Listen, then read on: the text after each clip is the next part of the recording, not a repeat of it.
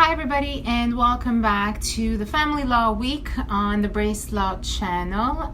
Today's topic will be what happens when all fails and you have to start court proceedings in family law. Unfortunately, when there's been a breakdown in communication, nobody's listening to anybody, you cannot get through your ex-partner, you need to get a lawyer involved as soon as possible. Now, depending on the circumstances of the case, there are severe cases where one of the partners is escaping an abusive relationship, and there are other cases when the partners do want to start court proceedings right away.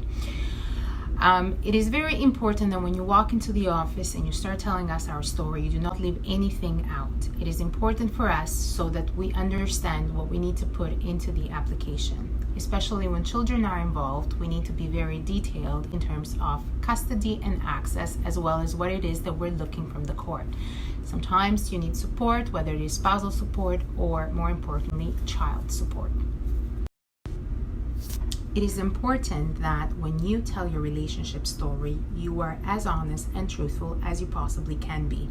Dates are also quite important because it helps us put on your affidavit some type of timeline, as well as tell your story better and better represent you, so that the judge that is reading it has a better understanding of your side of the relationship. Now, if court proceedings have not started already, we initiate a court proceeding on your behalf, which is called an application, and you become the applicant.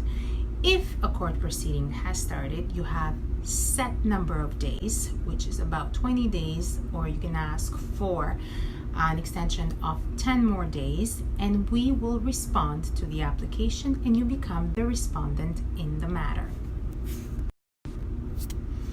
I cannot stress enough how important it is that we know in detail your relationship history.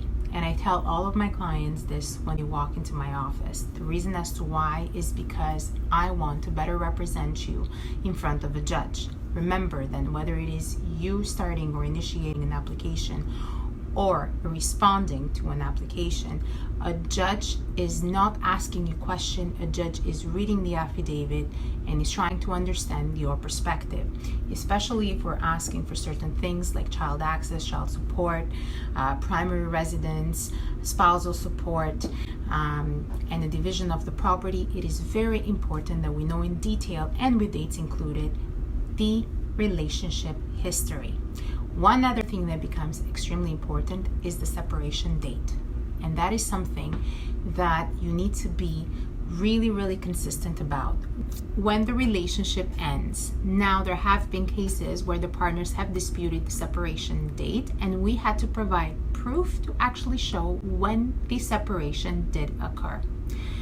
Throughout this process, it is quite important as well to gather evidence and proof, just so that we can better represent your case. There will be a lot of conferences between counsel's clients as well as a judge present, and there will be as well a lot of temporary orders. Now, we try to avoid trial as much as possible, but this all depends on the circumstances of your case and how severe your family case is. Another thing that is also very important is the disclosure of the financials from both partners, from you and your ex-partner. And it's important, especially because we will be asking for support, let that be child support or spousal support. Anyway, this wraps up some general information about the family law initial proceedings. For more information, you can contact us at any time or head on to our website, www.bracelaw.ca. Enjoy the rest of the day, and I'll see you next time. Bye.